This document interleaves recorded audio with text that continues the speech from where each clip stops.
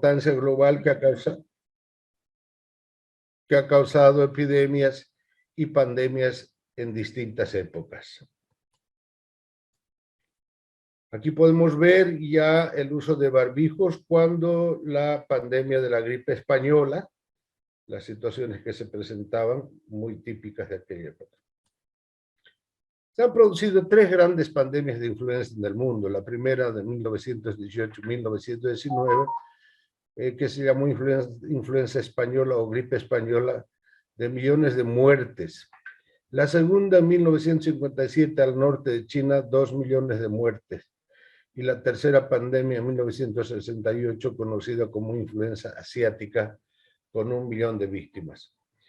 En 2009 se presentó una pandemia de influenza H1N1, merced a lo cual, y en cadáveres conservados en Alaska, se pudo evidenciar que esta misma variante H1N1 fue la que produjo la gripe española. La situación actual, al 9 de mayo del 2022, 515 millones de casos en el mundo, con 6.200.000 muertes. El total global ha ido disminuyendo y los casos sí aumentaron en África en 12.9%, en América 15.3% y en el Pacífico Oriental 1.1%. Las muertes semanales aumentaron en algunas regiones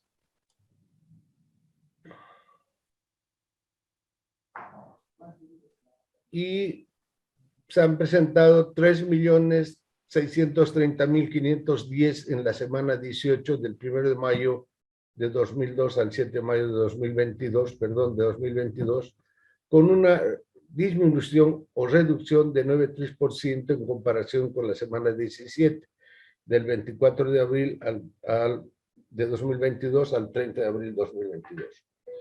Y 12.239 muertes en todo el mundo, con una disminución relativa del 24.5% en relación con la semana anterior. Aquí podemos ver entonces en este gráfico la afección que se da a las 6 regiones que tiene la Organización Mundial de la Salud. La región de África, que estaría en este color lila, la región de las Américas en celeste, la región del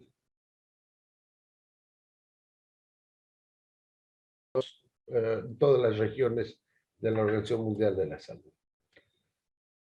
En América, hasta la semana 18 se presentaron 719.811 casos y 4.385 defunciones, un incremento del 15.3% y 3.4% con respecto a la semana anterior, es decir, 15% de incidencia y 3.4% de letalidad. En América del Sur han disminuido las muertes semanales, en cambio las otras 3 subregiones, que son las islas del Pacífico, Norteamérica y Centroamérica, han tenido un incremento en las muertes semanales. Ahora acá vemos los principales países del mundo con nuevos casos diarios por millón de personas hasta el 30 de abril. Como veremos, este gran pico después de las olas se debe sobre todo a Omicron y es la 4ª ola que ha ido disminuyendo, pero en algunos países ha empezado nuevamente a subir y es lo que potencialmente va a ocurrir en nosotros como ha ido sucediendo con las anteriores olas. En cuanto al control y prevención, Estados Unidos incrementó porcentajes de positividad promedio del 7.4% entre el 22 y el 28 de abril de 2022. 1.62 puntos porcentuales en comparación con la semana anterior. Un 23% aumento del número promedio de 7 días de pruebas reportadas de los 7 días anteriores. Querido doctor académico, doctor Virgilio Prieto, ¿nos da un segundito, por favor? Es que ahí hubo un problema con la transmisión en YouTube. Estamos queriendo hacer la reconexión. Por favor. Tomaremos en cuenta para mi tiempo de presentación. Sí, no hay ningún problema. Es que justo ahora saltó el problema.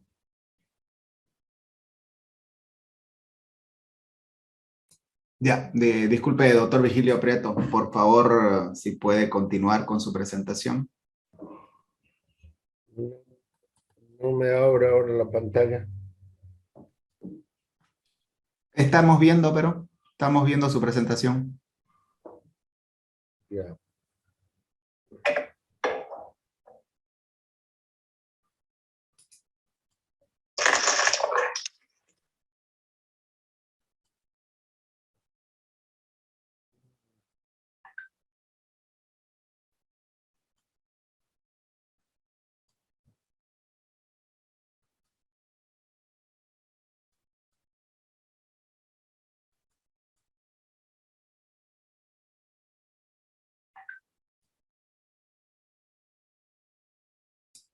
Está compartiendo su pantalla, querido doctor. Yo no la veo, discúlpeme.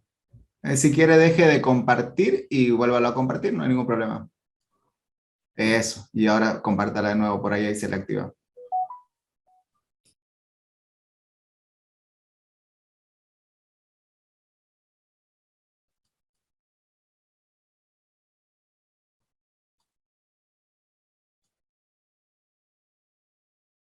No.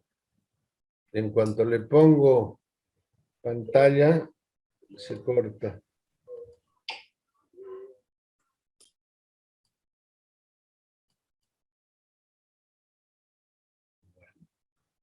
Ahí estamos viendo su pantalla, doctor.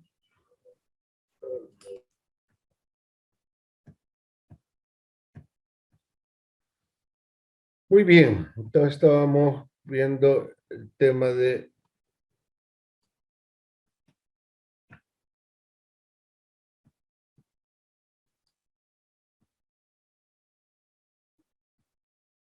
América del Sur. Entonces, 157.880 nuevos casos hasta la semana 18, 20.2% mayor a semana anterior, y la mayor proporción la tiene Brasil con 17.5%, y digamos Argentina muestra un aumento del 54.2%, Uruguay 51.8% y Venezuela en un incremento del 47.5%. Esto es muy importante porque se ha asumido acá en el país y en la región que el COVID ya estuviera controlado y se ha empezado a descuidar las medidas de bioseguridad. Entonces aquí vemos la tasa de incidencia, donde Brasil tiene una incidencia de 14.341 casos por cada 100.000 habitantes. Argentina, 19.918. En la tasa de incidencia mayor, desde luego, porque la población de Brasil supera con mucho la población de Argentina.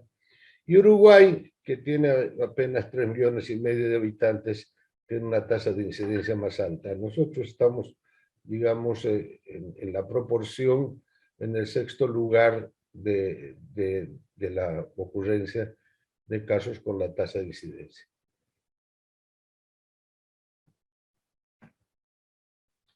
En cuanto a la letalidad, recordar que la letalidad, porque hay estudiantes que están pasando, es el número de fallecimientos por cada 100 personas afectadas con el daño. Entonces vemos que las tasas son, digamos, de 2.2, 1.4 para Argentina, Colombia, Perú tiene la más alta, Chile, nosotros estamos en 2.4. Esta es la actual, porque para el 2020 tuvimos una tasa de letalidad de más de 6%, debido sobre todo a que se registró un número inusual de casos de una sola notificación de Santa Cruz. ¿Sí? Luego tenemos Uruguay con 0.8, Ecuador con 4.1, y así vemos Paraguay, Venezuela y Guyana.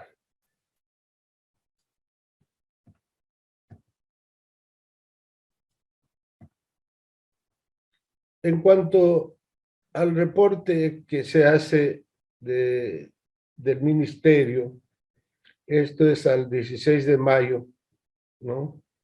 El total de casos 906.333, descartados 3.346, el total de recuperados, el total de decesos 21.943 y los casos activos 20.010. Y aquí están las olas, ¿no? Primera ola 6.2, segunda ola 2.7, tercera ola 2.7 y la cuarta ola 0.7.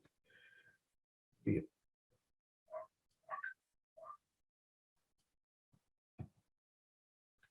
Los primeros casos en el país se presentaron el 10 de marzo de 2020, 2 casos, segundo país de Sudamérica que inició la cuarentena rígida. La Universidad Johns Hopkins indica que el país que mejor cumplió la cuarentena con inamovilidad del 65% de la población por al menos 2 a 3 meses, lo que evitó, digamos, una explosión masiva y más bien se volvió una epidemia de curso lento. Esto debido al sacrificio del personal de salud, de las Fuerzas Armadas, de la policía y un rol muy importante de los medios de comunicación.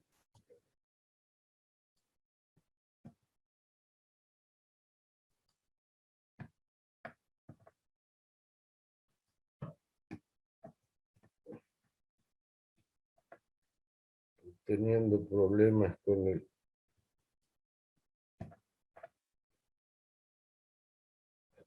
Aquí vemos los casos de COVID por olas y la tasa de crecimiento por semana epidemiológica hasta la semana 18. En verde, la tasa de crecimiento, cómo se ha ido reproduciendo la pandemia desde la primera ola, la segunda ola, tercera y la cuarta ola, y cómo ha ido descendiendo hasta el momento. Y estas son las olas que se ha tenido. Y como veremos, la cuarta es evidentemente mucho mayor que las 3 anteriores. Y en la cuarta ola se representa en rojo los casos de Tarija, departamento que se encuentra en tercera ola. En realidad, en Tarija han tardado, digamos, en producirse los casos de la tercera ola. La situación se complicó cuando ciertos sectores poblacionales desconocieron la presencia de la epidemia y empezaron movilizaciones de bloqueos y otras actividades sociales, religiosas y políticas que influyeron en la aceleración de la epidemia hasta llegar a nivel de transmisión masiva comunitaria. Aquí vemos entonces la situación del país respecto a los países de Sudamérica, como dijimos en sexto lugar, con una tasa de incidencia de 7.646 por 100.000 y una letalidad del 2.4.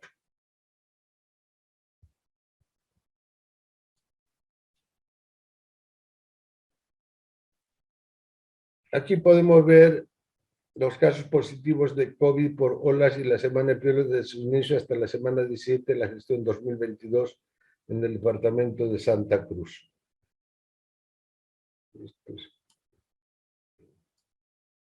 Como vemos, entonces, las olas han ido incrementando.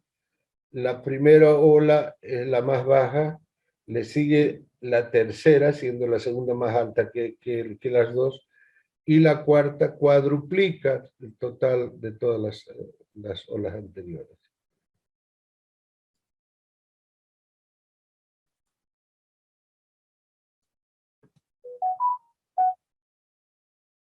En el análisis global, la curva epidémica de casos durante las 4 olas tiene tendencia oscilante marcada con altibajos que le dieron por ello el nombre de olas epidémicas. Por regiones de OMS, todas las regiones mantienen un patrón similar de distribución de las curvas, como hemos podido ver en la primera imagen, en la secuencia y de menor a mayor en la tendencia global. La región de mayor registro, el Pacífico Occidental, le sigue el sudeste asiático, Europa, América y África en ese orden, relativo solo al número de casos COVID.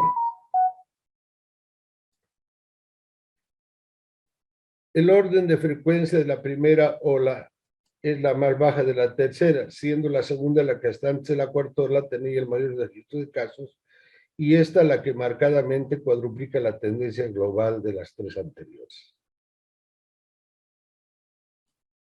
En cuanto a severidad, la curva de mortalidad muestra 4 picos evidentes, donde el más alto se registra en la cola de la primera ola y otra en la segunda ola.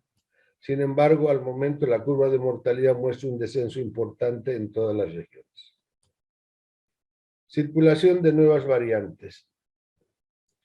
En el Cono Sur Delta, por primera vez se detectó en Perú en mayo de 2021 y siendo predominante a mediados de julio en todos los países.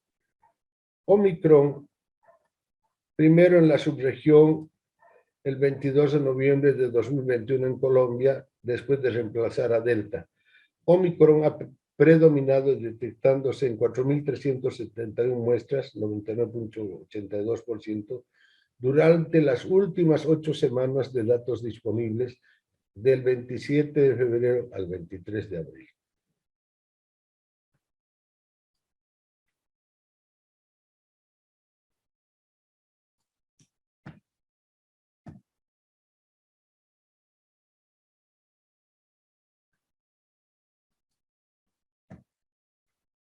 Circulación de las nuevas variantes.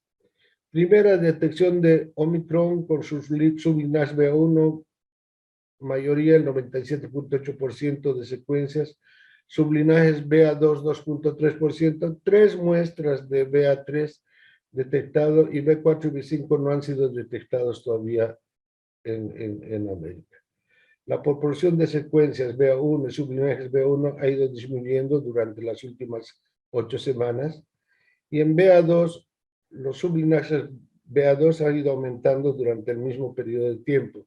4 secuencias del combinante XC BA1 BA2 han sido detectados en Brasil y ninguno tuvo un impacto adicional en la salud pública o se ha demostrado una mayor propagación.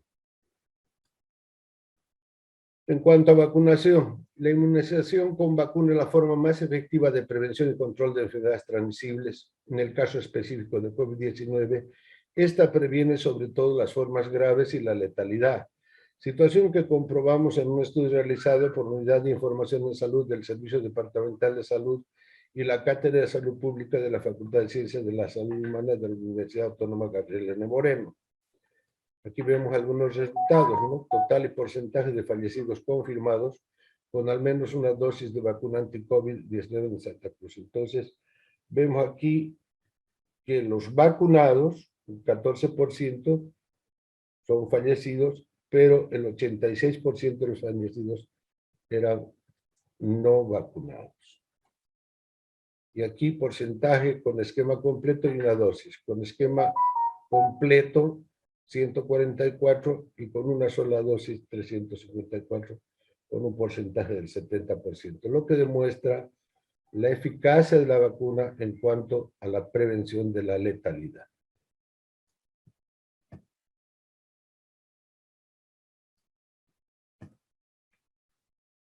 Situación. En América, coberturas de 67.3% hasta la semana epidemiológica 18, con una captación en 2022 desacelerada en todos los países y territorios en comparación con las tasas de 2021. Aumentos porcentuales específicos de cada país para abril de 2022 en comparación con el total de vacunación alcanzada hasta marzo. Entonces, un tanto alertado la circulación de la nueva variante Omicron que ha incrementado las coberturas de vacunación. Esto, digamos, ya resumen de las vacunaciones contra la pandemia al 7 de mayo de 2022, de vacunación del día y total vacunación acumulada que podemos ver. Primera dosis, 6.177.444, segunda dosis, 4.931, dosis única, 998.652, tercera dosis, 1.392.179, dosis anual, 111.927 y el total 13 millones de vacunas. Entonces, acá es importante remarcar que los grupos que menos cobertura tienen son los menores de de edad, de menores de 18 años, y que es una preocupación muy importante. Todo habíamos trabajado ya para la presentación, sin embargo, en la última semana se nos alteró mucho porque la OPS notificó aumento considerable de casos COVID en América. La mayoría de los países están eliminando las restricciones ante el buen ritmo de vacunación. Y en el balance de la situación con los países andinos, Colombia, Ecuador y Bolivia, se evidencia que ha habido un incremento muy importante, sobre todo de Omicron. Bolivia confirma circulación de la variante BA2 de Omicron en su territorio. Y aquí vemos entonces los casos positivos en 2022. Miren, de cifras tan grandes por semana como la semana 1, 36.129 casos, en la semana 2, 23.131, y así una desescalada muy importante, una meseta baja, pero veamos qué ocurre desde la semana 15. 194, 209, 201, 123, 120. En la última semana se ha duplicado los casos de la...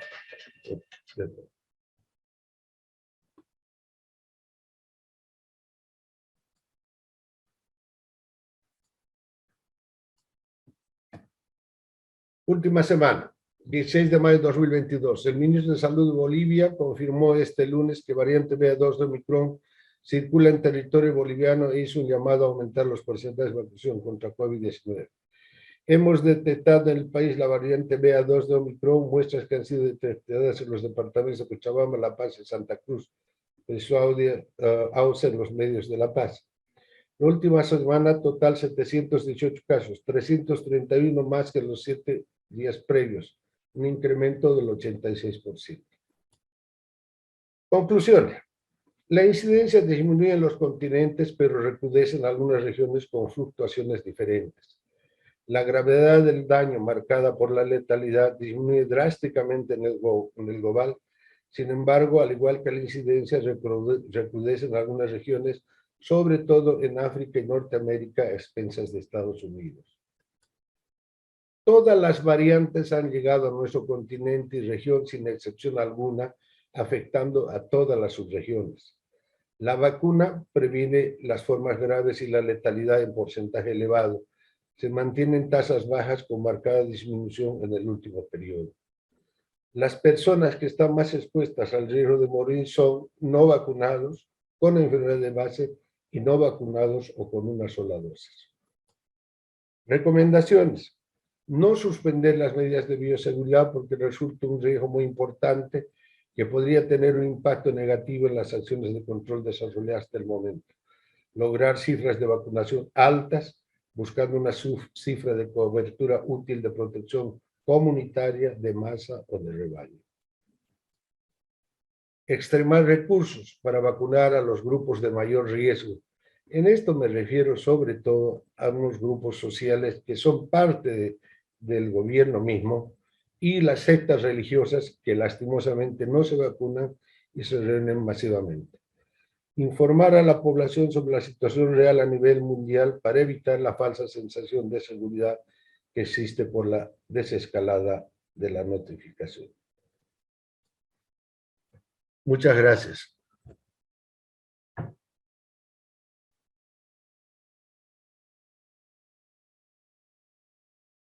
Hola.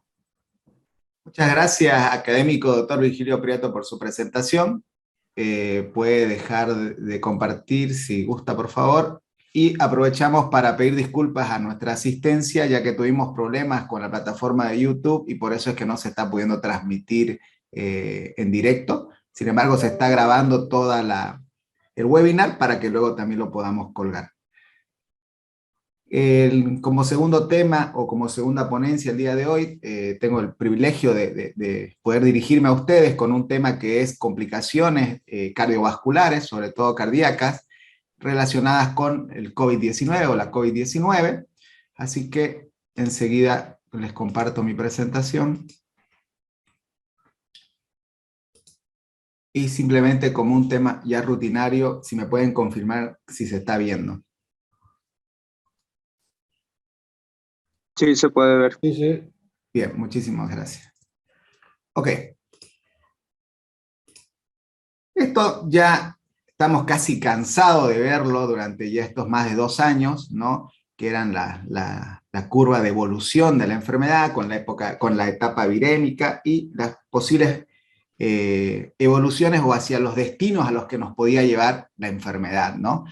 Pero en el transcurso del avance o el paso de la pandemia, del mayor conocimiento también que teníamos nosotros, en la medida que fuimos conociendo más y teniendo más contacto con estos pacientes, y desgraciadamente con el virus también, pudimos ver que hay otros factores que, como en casi todas las enfermedades, están relacionadas con la evolución de los pacientes. La buena o peor aún, la mala evolución de los pacientes. Y un gran grupo que afecta esta buena o mala evolución de los pacientes es la presencia de enfermedades cardiovasculares o factores de riesgo cardiovasculares, ya que en la medida en la que éstas estén presentes, estos pacientes pueden evolucionar mal, ¿no?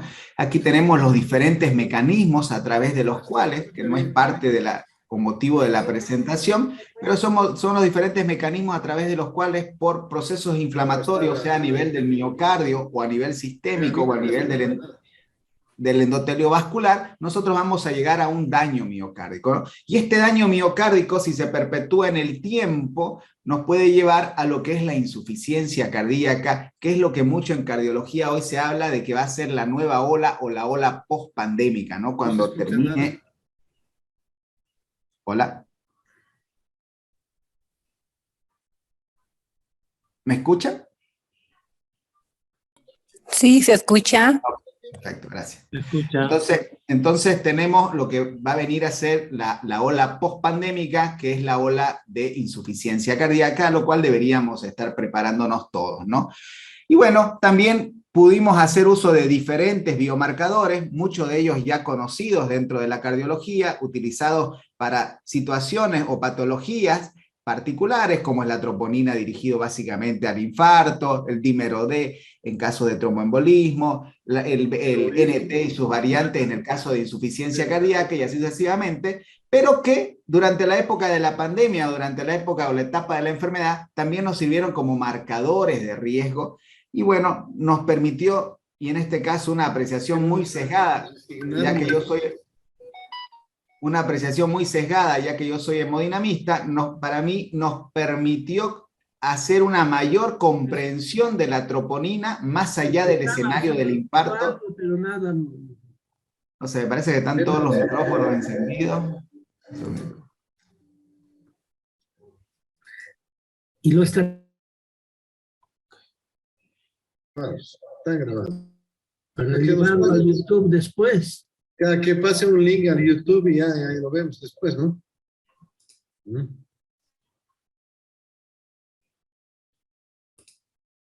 ¿Por qué? digamos, es que los bloqueo a todos, pero se vuelven a activar su micrófono.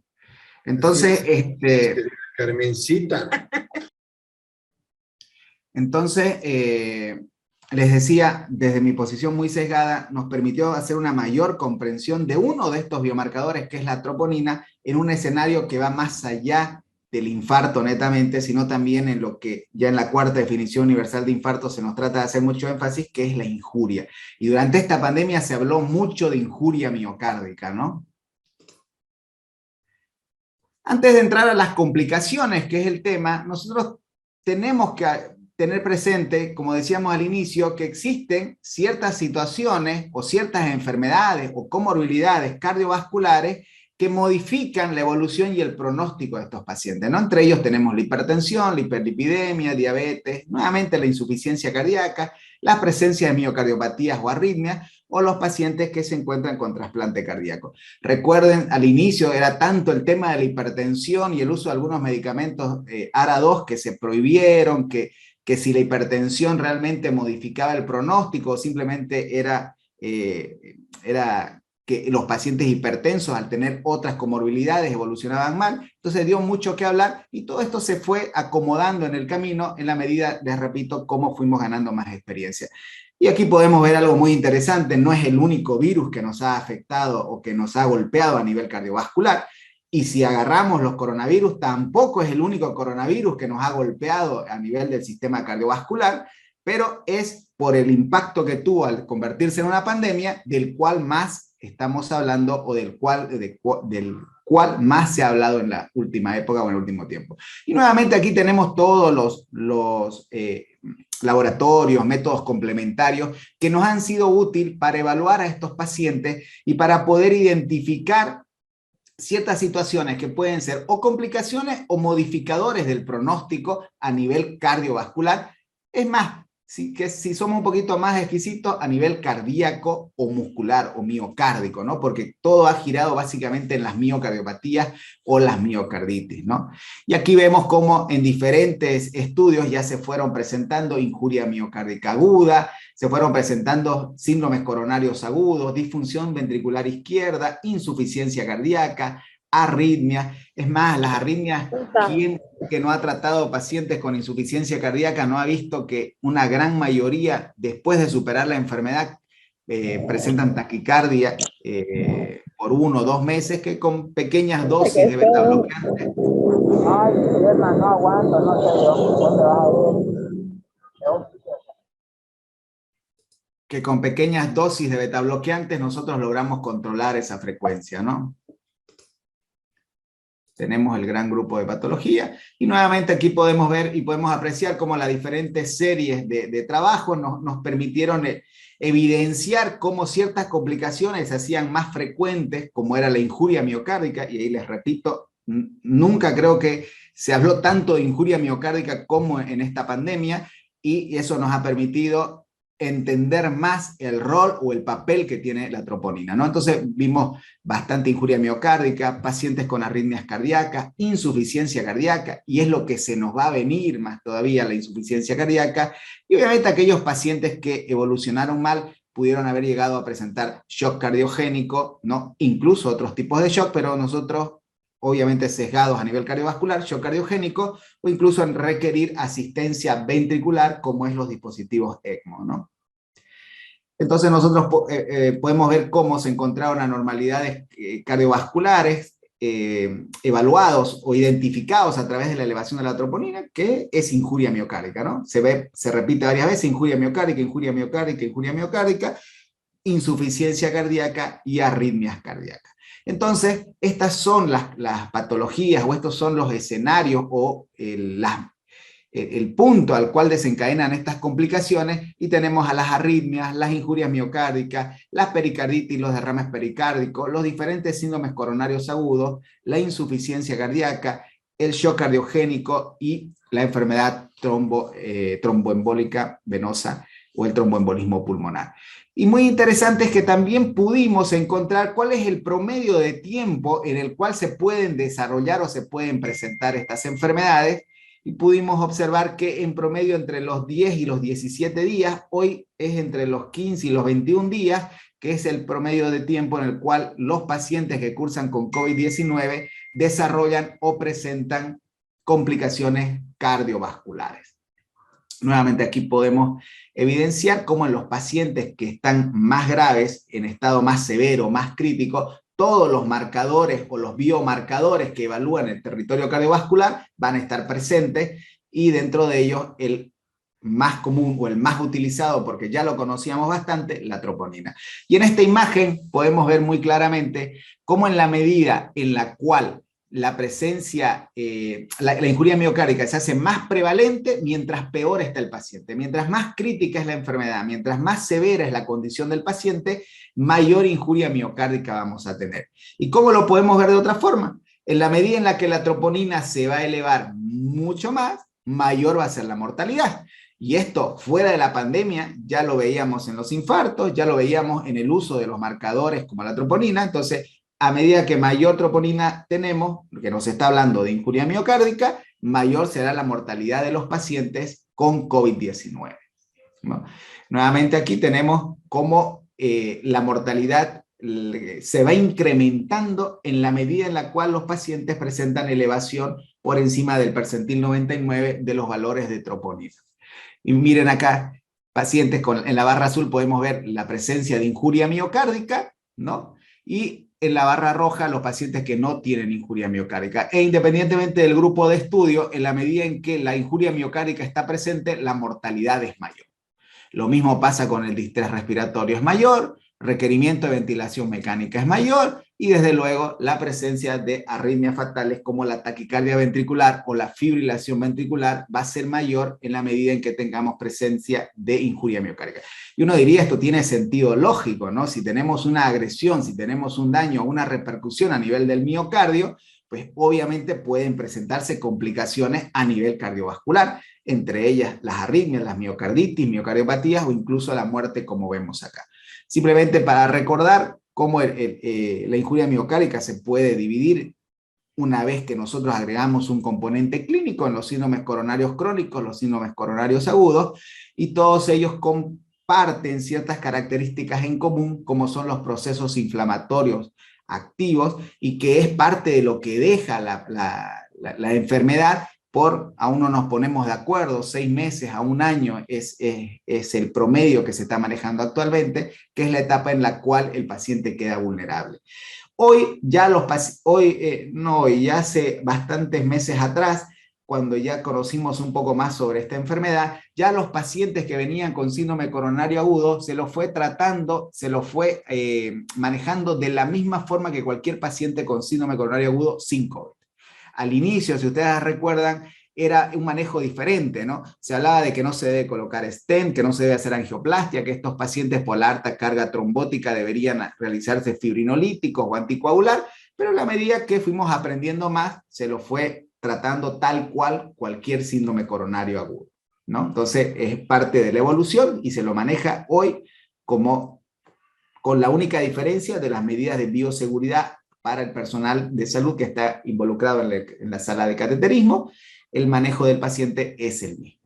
Y también tenemos como complicaciones la presencia de arritmias, ¿no? Diferentes tipos de arritmias. La más común que hemos visto hasta ahora son las taquicardias, y que quedan generalmente 1 a 2 meses, como le decía, posterior a superada la enfermedad, pero se pueden presentar un sinnúmero de taquicardias. Esto se puede presentar por un proceso inflamatorio, se puede presentar por la afectación que tiene el músculo cardíaco a través de la miocardiopatía, o incluso si vamos más allá, ya en la alteración estructural, evaluado por una alteración de la fracción de eyección del ventrículo izquierdo o por la misma presencia de insuficiencia cardíaca, ¿no? Diferentes series de estudios donde nosotros podemos ver cómo las arritmias sí se presentan como complicación de la COVID-19. Y la insuficiencia cardíaca llegó, está presente y nos va a llegar pasada la pandemia. Obviamente las acciones, los controles posteriores a superar la enfermedad tienen como meta o como reto tratar de evitar que los pacientes ya no vuelvan por COVID, sino vuelvan por complicaciones tan severas como es la insuficiencia cardíaca, y ni qué decir si el paciente se complica con shock cardiogénico, que es parte de la insuficiencia cardíaca aguda, ¿no? Vemos cuán frecuente se fue presentando en los diferentes estudios, pero también habrán situaciones que se denominan no isquémicas, como son los procesos inflamatorios, como las miocarditis, las pericardiomiocardititis, e incluso si nosotros agarramos como isquémico solo a la enfermedad de los grandes vasos de las coronarias epicárdicas, podemos meter aquí a la miocardiopatía por estrés, como es el Takotsubo, que también tuvimos un mayor número de casos con esta miocardiopatía, que hoy pues ya lo tenemos englobado en este gran grupo que se denomina MINOCA, que es el infarto de miocardio con arterias coronarias sin obstrucciones, ¿no? Ya estamos por terminar, no se preocupen. Entonces, para evaluar a estos pacientes tenemos herramientas, tenemos métodos complementarios actualmente en uso y que cada vez nos van a ser más útiles, como la cardioresonancia, por ejemplo, que nos permite evaluar de mejor manera el músculo cardíaco. Y no olvidamos tampoco las complicaciones con formación de trombos por el estado protrombótico que queda el paciente, por ese estado también proinflamatorio, y se pueden presentar tanto tromboembolismos pulmonares como trombosis venosa profunda, y esto nos tiene que obligar a anticoagular. Sin embargo, en la época de la pandemia, no solo el COVID, o no solo la COVID o el virus, fue el que nos afectó. También las medidas que utilizamos nosotros para poder resguardarnos de esta enfermedad ha impactado en la salud cardiovascular, ¿no? Al inicio hablábamos del aislamiento social. Luego se hizo una campaña de decir el aislamiento tiene que ser físico, personal, pero es cuando más como sociedad debemos estar unidos. ¿Por qué? Porque en personas que permanecen aisladas existe evidencia que sugiere que se presenta un incremento en la resistencia vascular, incremento en la tensión vascular, y a la vez tienen elevado el cortisol y la actividad adrenérgica, lo cual puede llevar a va a llevar a una repercusión del sistema cardiovascular y puede desencadenar en eventos o complicaciones cardiovasculares. En cambio, la interacción social, ¿sí?, nos va a mejorar todas estas situaciones y nos va a servir incluso como parte de protección del sistema cardiovascular. Veíamos el año pasado esta publicación de Infobae, y no es hacer publicidad a nadie, donde ya nos decía que preocupaba el incremento de muertes por afecciones al corazón causadas por COVID-19. El porcentaje, miren cómo se elevó, 139%. Por lo tanto, nosotros tenemos que tener presente estas complicaciones a la hora de seguir a nuestros pacientes posterior a la enfermedad. Y en esta otra tabla nosotros podemos ver cómo la mayor chance de mortalidad o la mayor probabilidad de mortalidad de los pacientes con COVID-19 se presenta en aquellos que tienen antecedentes de enfermedades cardiovasculares. Entonces, la enfermedad cardiovascular modifica el pronóstico, pero también es una complicación, ¿no? Entonces tenemos los factores de riesgo tradicional y las complicaciones, que es lo que a nosotros nos interesa, donde tenemos la injuria miocárdica, el infarto de miocardio o el síndrome coronario agudo, si lo queremos ver de esa forma, la insuficiencia cardíaca, las diferentes miocardiopatías, las arritmias, el shock, el tromboembolismo pulmonar, la trombosis venosa profunda, y todo esto tiene casi un punto o una sola zona de pase por donde va hacia todas estas complicaciones, que hasta ahora parece ser la injuria miocárdica, ¿no? Entonces, a manera de conclusión, el COVID-19, al ser una patología de repercusión sistémica, se ve influenciada por las comorbilidades cardiovasculares, pero también presenta estas enfermedades cardiovasculares como complicaciones, ¿no? Afortunadamente, cada vez aprendemos más sobre esta enfermedad. Lo que sí no nos queda duda es que hoy, afortunadamente, valga la redundancia, tenemos más certezas que al inicio de la enfermedad, y algo que no deja de impactarme a mí al menos, es que nunca se ha producido hasta el momento tanta evidencia científica, tanta investigación en tan corto tiempo sobre una sola enfermedad. Y tanto para entender la enfermedad como para medicarla o para esperar las posibles complicaciones o el impacto en el paciente, la mejor forma de hacerlo es desde la evaluación fisiopatológica, porque eso nos va a permitir comprender de mejor manera a la enfermedad y sus posibles consecuencias. Muchas gracias por su atención y espero no haberme excedido con el tiempo. Bien, siguiendo con el programa, vamos a darle paso al académico doctor Ajata, que muy conocido en nuestro medio también, muy dado a la atención de nuestra población, y que hoy nos va a hablar de un tema que le apasiona tanto como es las complicaciones pulmonares que están relacionadas con la presencia de la COVID-19. Entonces, querido doctor Alfredo Ajata, tiene a su disposición el escenario. La plataforma es Zoom y puede compartir su pantalla cuando guste. Porque lo grande. ¿No? Ahí nomás.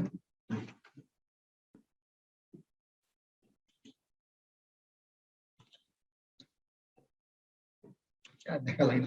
Ahí está. Gracias, doctor Luna, y gracias, estimados académicos. Muy contento de compartir con todos ustedes una noche donde estamos tratando de mostrar algunos aspectos referidos a nuestras especialidades. El mes de mayo acá en Santa Cruz es el mes del Toborochi. Sucede que al Toborochi, un árbol bello y hermoso, las autoridades políticas, sociales, administrativas le han entregado el permiso correspondiente para que pueda ensuciar las calles sin ningún problema, tal como ustedes observan en esta diapositiva. Bueno, alguien que ha llegado sin permiso, sin autorización, es este famoso caballerito, el coronavirus, que a partir del mes del año del 2019 empieza a producir problemas serios también entre nosotros. Bueno, Tal vez un poquito hacer mención a algo que ha sido escrito por el doctor Ramonet a principios, sí, en el mes de abril de 2020, y al mismo tiempo recordar con ustedes la obra de Albert Camus, La peste. La peste, y acá en nuestro país se declara en cierto momento una pandemia estricta, y lo que va a producir entre todos nosotros miedo, temor, angustia, desesperación, y al mismo tiempo sirve igualmente para despertar la solidaridad entre las personas y empezar a preguntarse qué está pasando, cómo viene esto. Es decir, el hombre trata de buscarse en sí mismo, porque esa es la eterna pregunta, encontrarnos a nosotros mismos. Y fíjense que este autor lo ha calificado como el gran asesino planetario por todas las cifras de morbilidad, mortalidad que fueron expresadas por el doctor Virgilio Prieto sobre la situación de COVID en el mundo y Bolivia. Bueno, recordar la historia tal vez nos permite ver qué ha pasado en el mes de marzo del 2020, cuando llegan 2 personas de Italia a Santa Cruz con COVID. Bueno, lo que pasa a continuación es prácticamente ahora una anécdota para todos nosotros, porque ¿qué es lo que sucede? Nadie quería recibirlos. Ningún centro de salud, ningún hospital, nadie, prácticamente nadie, incluidos los que trabajamos en salud, enfermeras, técnicos, médicos, nadie. Fue realmente un momento muy anecdótico que felizmente al final se ve la luz y estos pacientes son trasladados a sus respectivos lugares. Creo yo que pasaron la cosa sin complicaciones. La señora de Santa Cruz, igualmente la señora de Oruro, tuvieron un tratamiento que corresponde y que no pasó nada. Esa es la primera cosita. La segunda cosita es repetir lo que dijo el doctor Urna. COVID es una enfermedad sistémica. Afecta prácticamente a todos los órganos de nuestra economía. Fíjense, el pulmón, el corazón, los intestinos, la vejiga, el cerebro, van a ser afectados por esto. Esa es justamente la causa por la cual vamos a ver posteriormente qué pasa con las complicaciones con el término llamado long COVID o COVID prolongado. Esto es también para recordarles que este virus corresponde a la familia de los Coronaviridae con sus diferentes divisiones, y sobre el mecanismo de transmisión está establecido definitivamente que la manera de contagio es la vía aérea. Una persona infectada al toser, al estornudar, al hablar y al cantar elimina los virus, y estas van a ser transmitidas a otra persona. Estas personas, al inhalar este aire infectado, van igualmente a contaminarse. Es decir, que la transmisión es directa de persona a persona. Pero hay otros elementos. Puede ser que esta persona esté expulsando los virus en superficies sólidas, no importa su consistencia, y el virus puede permanecer ahí de horas a días, y siendo igualmente una fuente de contagio, eso que llamamos los vómitos. Y finalmente la ruta fecal oral ha sido cuestionada, pero finalmente observando los procesos diarreicos donde se encontraron a los virus del COVID, se establece definitivamente que también es otra forma de contagio. Tenemos la vía aérea por contacto directo, los vómitos y la vía orofecal.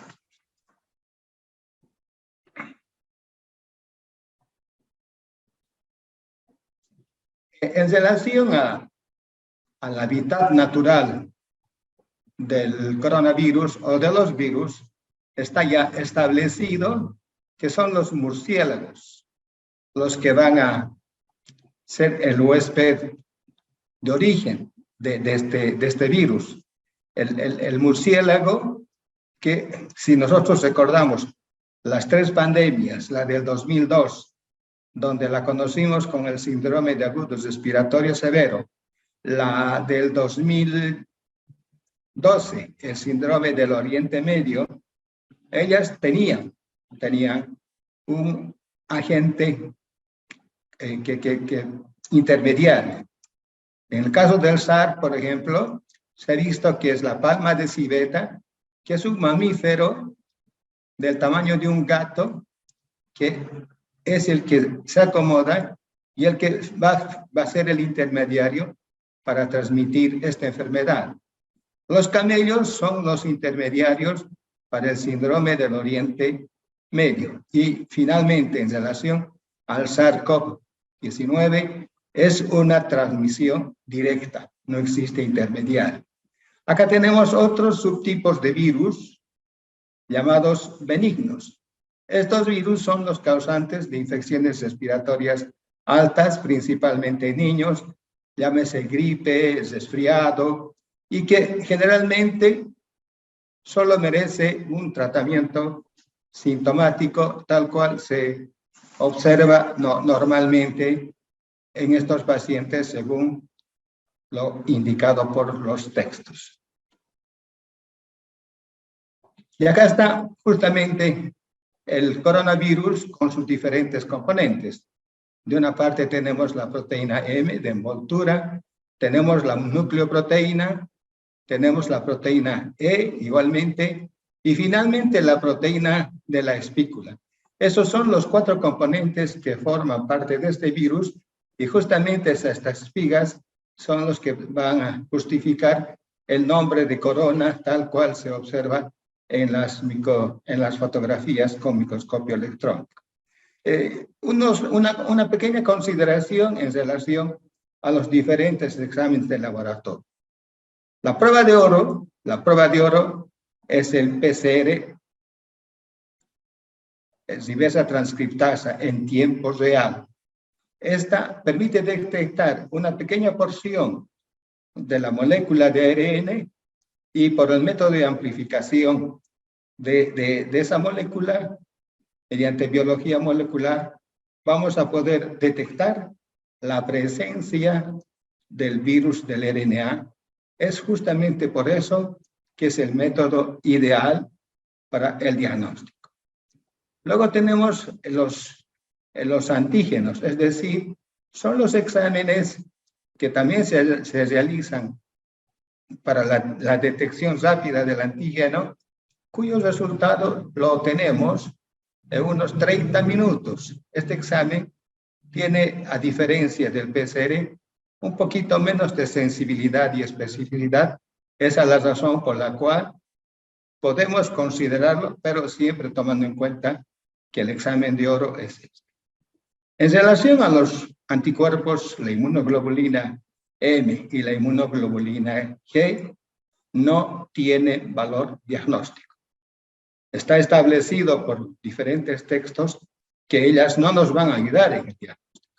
Sin embargo, su utilidad está en los tamizajes, en utilizar este tipo de detección de anticuerpos en grandes poblaciones para definir quiénes están infectados, quiénes no están infectados, pero de manera personal, creo que yo personalmente no tiene mucha utilidad, pero bueno, infelizmente ha sido manejado a libre albedrío con diferentes interpretaciones donde a veces ni siquiera nosotros entendemos dichas interpretaciones.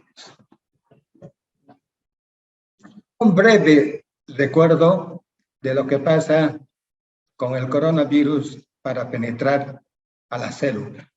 El virus circulante va a tener que ser tomado por la enzima de conversión de la angiotensina 2 y que gracias a la proteína de serina 2 transmembrana, va a haber una escisión de esta molécula, va a estar libre el virus y se va a producir la replicación del virus principalmente a nivel del RNA, quienes van a utilizar el mecanismo que tienen principalmente para ensamblar las proteínas virales, de la que hemos comentado, la de envoltura, membrana, espiga y todo ello, y luego ellas, todo esto lo hacen principalmente a nivel del retículo endoplásmico, y para una mayor maduración se dirigen hacia el aparato de Golgi.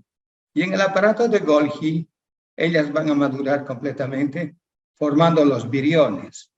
Los viriones son justamente ya el coronavirus y que van a ser liberados hacia el exterior por exocitosis.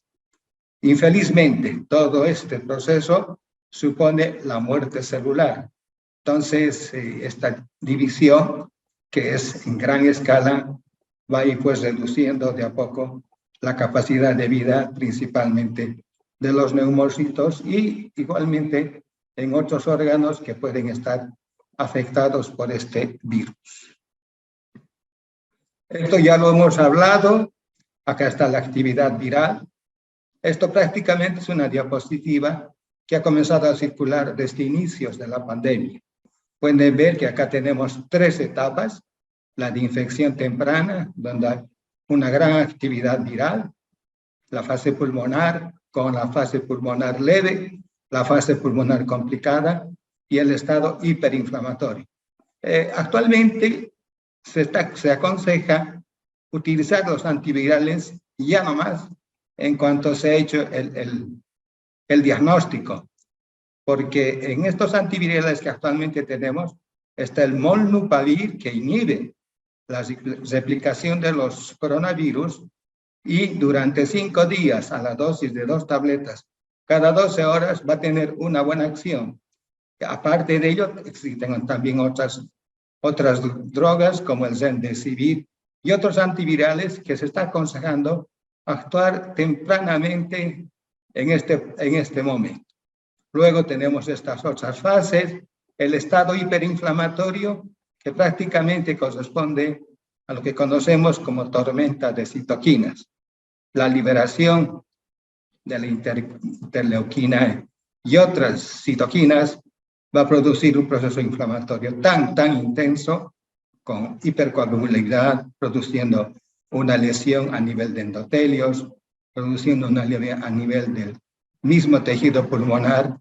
Es bastante fuerte y justamente por eso es de que hay que tratar de evitar ello, porque llegado esto prácticamente las chances de sobrevida de una persona no son las mismas que cuando tenemos en estas fases a nuestro paciente. Bueno, ahora ya yendo al tema, vamos a recordar, primero, China, una población densamente poblada, es el estado que tiene la mayor cantidad de gente en el mundo. Y lo que es característico, las habitaciones donde viven los chinos son prácticamente una sola habitación, donde solamente no vive una familia, viven 2 o 3 familias, y lo que es muy particular a ellos viven con sus animales, gallinas, cerdos y otros que justamente van a producir, son la causa para la diseminación de diferentes enfermedades. Es así como hemos conocido el virus del H1N1, tomando en cuenta ese aspecto.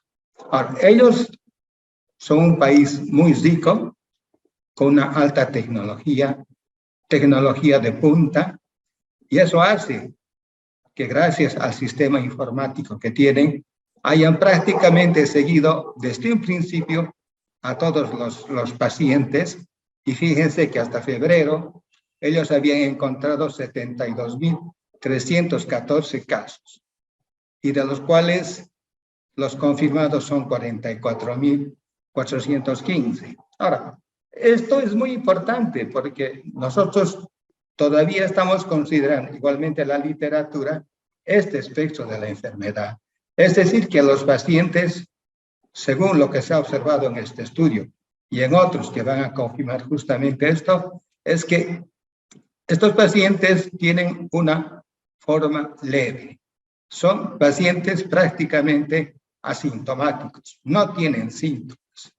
En estos pacientes nosotros hemos aconsejado y seguimos aconsejando ningún tratamiento. Claro que lógicamente ahora la cosa varía un poco con la llegada del Molnupiravir, que lo tenemos en farmacias. En los graves son aquellos que tienen neumonía, neumonía leve, neumonía complicada, y los pacientes críticos, que son los distrés respiratorios, que van a ir directamente a las salas de terapia intensiva. Fíjense, síntomas respiratorios, neumonía sin insuficiencia, neumonía complicada y luego ya la forma clínica donde se hará uso de diferentes medios de ventilación mecánica, la ventilación mecánica no invasiva o la intubación, y muchos de estos pacientes van a tener una falla multiorgánica que les va a llevar a la muerte. Ahora, ¿qué es lo que nosotros hemos hecho en ese momento? Primero, tal como fue dictado por las autoridades del gobierno, cerramos la clínica, ningún tipo de atención. Pero ya, luego de un cierto tiempo, considerando que la cosa seguía ahí y que visitando algunos centros de salud donde tenían medidas de bioseguridad, decidimos reabrir la clínica solamente para hacer consultas, no internación y tampoco atender llamadas de interconsulta en hospitales o terapia intensiva.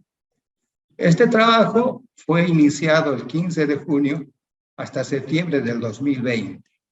Y van a fijarse que de 624 consultas que tuvimos en ese tiempo, 109 pacientes fueron diagnosticados como COVID, como corresponde con el laboratorio.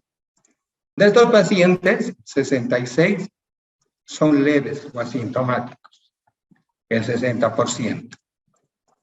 25 pacientes con neumonía asintomáticos. Tienen lesiones pulmonares, tienen las famosas manchas, los famosos parches en pulmones, pero sin gravedad clínica. El paciente está perfectamente bien, satura bien y en esos pacientes tampoco hemos aconsejado un tratamiento. Lógicamente hay que hacer un monitoreo por teléfono para ver cómo está los siguientes días hasta la segunda semana. Y luego tenemos los pacientes con neumonía complicada. Estos sí necesitan antibióticos, principalmente oxígeno, antibióticos, corticoides, todo lo que está establecido en protocolos de tratamiento.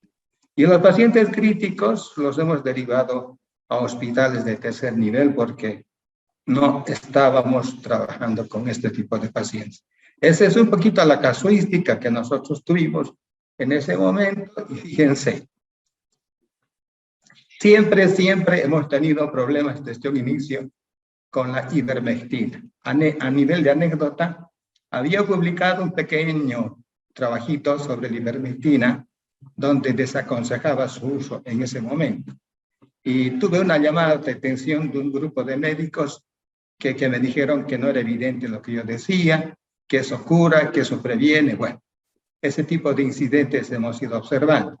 Y finalmente, en el Congreso de la Sociedad Europea de Enfermedades Respiratorias del año pasado, prácticamente se ha dado el golpe definitivo, donde se ha acordado que la ivermectina no sirve para nada. El estudio realizado in vitro con ivermectina, donde inhibe la replicación del coronavirus, fue publicado y los resultados fueron divulgados y prácticamente toda América Latina utilizó la ivermectina. Acá en Santa Cruz ha sido una medicina que lo han manejado, yo diría incluso alegremente. Bueno, pero esa es la realidad. Actualmente creo que ya nadie piensa en la ivermectina. En segundo lugar, el hidróxido de cloro, la sustancia mineral milagrosa, cura todo. Diabetes, cura problemas cardíacos, cura el Alzheimer. ¿Qué no cura? Cura todo. Entonces, también dicen que cura el COVID. Igualmente, acá tenemos algunos aspectos muy interesantes. Algunos pacientes utilizaban hidróxido de cloro mezclado con zinc y lo tomaban 3 veces al día. Tenía otro grupo de pacientes que se sumergían en hidróxido de cloro, en una tina. Otros pacientes que habiendo empezado el tratamiento con terapia y haber mejorado a los 5 o 6 días, deciden sacarlo de terapia y hacer el tratamiento con hidróxido de cloro. Infelizmente el paciente fallece posteriormente. Algo que estuvo circulando permanentemente son los blisters, donde se asocia de una parte la citromicina, la ivermectina, ibuprofeno, vitaminas y antisecretorios. Nosotros habíamos indicado que esa no es la manera de ver a los pacientes y algunas veces creo que fuimos convincentes para que dejen de tomar él. Ahora, otro aspecto, hemos visto en pacientes cardíacos crónicos, pulmonares crónicos, principalmente por la descompensación del cuadro en algunos pacientes. ¿Por qué? Porque estaban tomando los blister, que bueno, pues tienen efectos secundarios. Lo que hicimos es prácticamente reformular las recetas, volver al tratamiento anterior, lo que nos fue bastante positivo. Y luego hicimos igualmente conferencias por Zoom a diferentes grupos de pacientes. Recuerdo que hablamos con el Colegio de Abogados de la ciudad de Oruro, con una sala llena y que nos fue bastante bien. Acá igualmente. Y todas estas pequeñas experiencias las publicamos en la revista de bioética, que está impreso, publicado en el boletín número 11. Y acá volvemos a ver la cloroquina y hidroxicloroquina. Principales propagandistas de estas drogas son Trump y Bolsonaro, que decían que son la droga maravillosa y delante de la gente tomaban estas medicinas. La citromicina, que luego de una experiencia francesa en un grupo reducido de pacientes, demuestra que hay mejoría de la COVID y también eso es tomado de esa manera. Bueno, ya hemos hablado sobre la ivermectina y el hidróxido de cloro. Son estas 4 moléculas que la hemos publicado en esta revista, primeramente con los testimonios.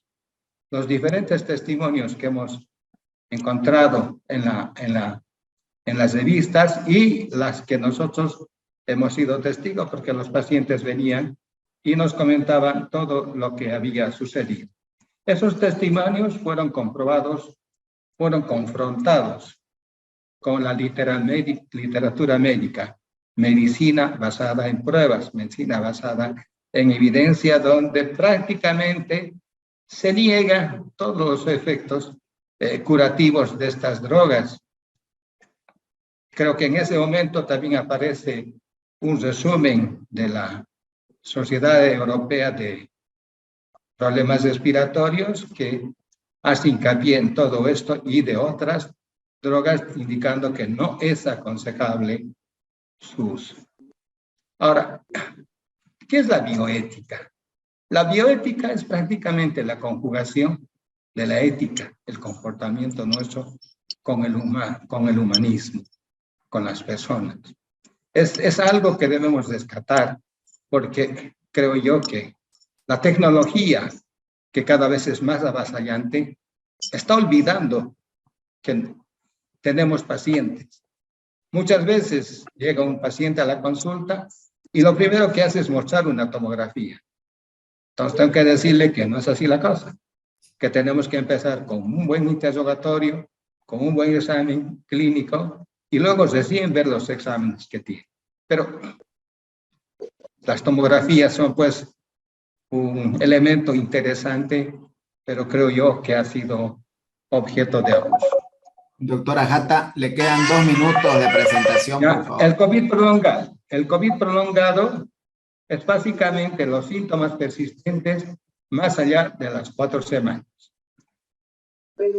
Y acá están los diferentes fenotipos. Y las secuelas, que son diferentes, un daño tisular irreversible después de las 12 semanas. Y acá tenemos el estudio presentado por el grupo del Hospital de Clínicas de San Lucas, donde yo me he formado, y que hacen una evaluación integral de los pacientes. Fíjense, de 407 pacientes con COVID fallecen, y de los que sobreviven, se manejan básicamente 132 pacientes que son objetos de una evaluación clínica, las pruebas funcionales respiratorias y la tomografía axial computarizada. ¿Qué ha pasado con estos pacientes? Esto prácticamente en la evaluación clínica sería el COVID prolongado, problemas respiratorios, tos, básicamente es referido a la parte respiratoria. En la espirometría, en las pruebas funcionales, ella es normal. Sin embargo, la difusión al monóxido de carbono está disminuyendo en una gran proporción de estos pacientes. En la tomografía de alta resolución son las imágenes clásicas, opacidades, consolidaciones y por veces signos de fibrosis pulmonar como son reticulaciones y bronquiectasis. Para terminar, vamos a permitirnos comentar un poco sobre la fibrosis pulmonar. La ventilación mecánica es el principal factor de riesgo, no solamente en terapia y COVID, igualmente en otro tipo de pacientes, esta puede ser una consecuencia de una ventilación mecánica prolongada. Ahora, ¿qué es lo que pasa? Que hay presiones altas, se produce un estrés mecánico y se van a activar diferentes factores profibráticos, el IAB y el LAT, creo yo, que está acá, y esos van a ser los responsables de la presencia de este cuadro. Bueno, eso es todo. Muchas gracias por la audiencia y hasta otra oportunidad. Y nuevamente, repito, muy feliz y contento de compartir con ustedes. Gracias, doctora Urna. Gracias, doctora Gladys. Muchas gracias, doctora Jata, por su presentación. Y ahora, a manera de cierre, para que nos termine de organizar las ideas de todas las presentaciones escuchadas hasta el momento, el académico doctor Nabor Durán Saucedo nos va a dar los tips and tricks, los mensajes para llevar a casa, y con eso vamos a dar por concluida este seminario. Así que, querido doctor Nabor, tiene usted la palabra. De esos que se adoptan y un nivel de imaginación donde la pasión hizo de la Su micrófono no está activado, doctor. y evocando los más sublimes. Roxana, tu micrófono.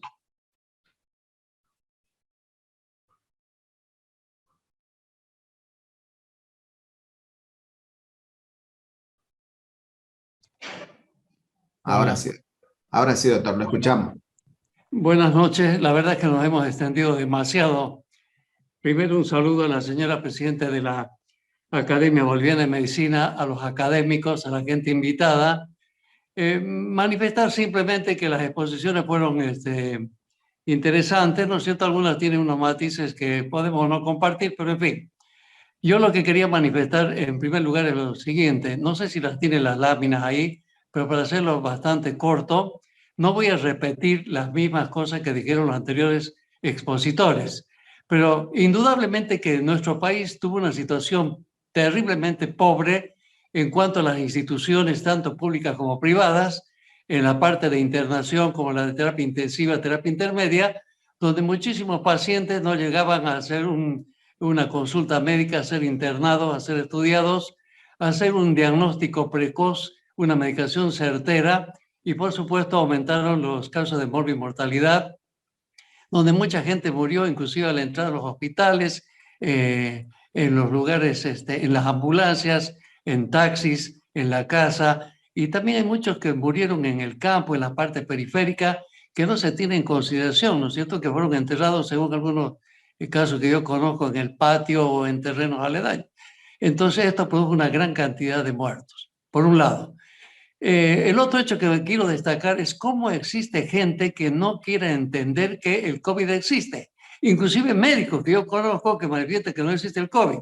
La otra de gente que dice que no se deben vacunar, que la vacuna tiene una serie de condiciones ridículas cuando la vacuna es el hecho más importante a destacar en este tipo de pandemia, ¿no es cierto?, que estamos sufriendo, como la que fueron en el caso de la hepatitis, de la fiebre amarilla, etcétera, etcétera, por un lado. Ahora, a mi criterio, hay dos cosas que yo quiero destacar. La primera, cuando se produjo el COVID, yo no asistí pacientes en la primera gestión. En la segunda gestión sí pude atender pacientes con COVID, que de una u otra manera llegaban, a pesar de que teníamos el hospital separado en pacientes COVID, no COVID, porque estos se acercaban a pedir recetas, ¿no es cierto?, y entraban con COVID. Entonces el contagio era muy posible para todo el personal de salud.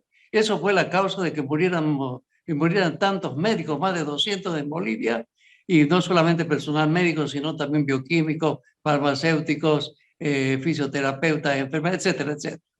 Ahora, ¿qué dejó el COVID a mi criterio? Santa Cruz era un lugar donde había una disminución terrible de camas de terapia intensiva y de terapia intermedia. En el tiempo del COVID se fueron incrementando y, lógicamente, las clínicas periféricas, que eran clínicas tremendamente pobres, empezaron a crecer en infraestructura por la gran cantidad de plata que estaba entrando para ellos y pusieron inclusive terapias intensivas con más de 8 o 10 camas perfectamente equipadas con aparatos respiradores de alta conformación, ¿no es cierto? Y eso hizo que ya se tuviera un nivel de pacientes que pudiéramos ser atendidos en este tipo de clínicas. Sin embargo, hasta ni con la plata hubo gente que gastó entre $2,000 hasta $200,000 que yo conozco y se murieron igual porque no teníamos un conocimiento de la clínica, porque no sabíamos cómo se debería tratar, qué medicación adecuada.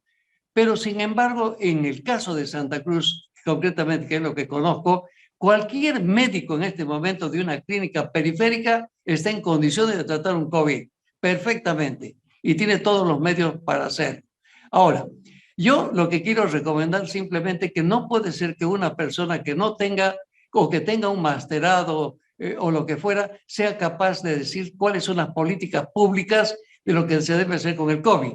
El COVID hay que tener cuidado, sobre todo las personas que tienen mayor de 60 años, los pacientes que son obesos, los pacientes diabéticos, los hipertensos, los coronarios, las enfermedades periféricas, las polineuropatías, que es la presentación más importante. Ahora, acá lo que pasó, sinceramente, fue que cuando hubo la pandemia, los pacientes que eran cardíacos, por ejemplo, no tenían control, no tomaban su medicación, no se corregía la medicación, no hacían actividad física, comían comida chatarra y eso indudablemente cuando volvieron a la actividad se desencadenó enfermedades no tan agudas pero mucho más crónicas. En el caso, por ejemplo, de diabetes del mío, que yo tenía una diabetes levemente, después que tuve el COVID, porque también lo tuve que tener el COVID, o sea, tenía paciente era lógico que tuviera la enfermedad.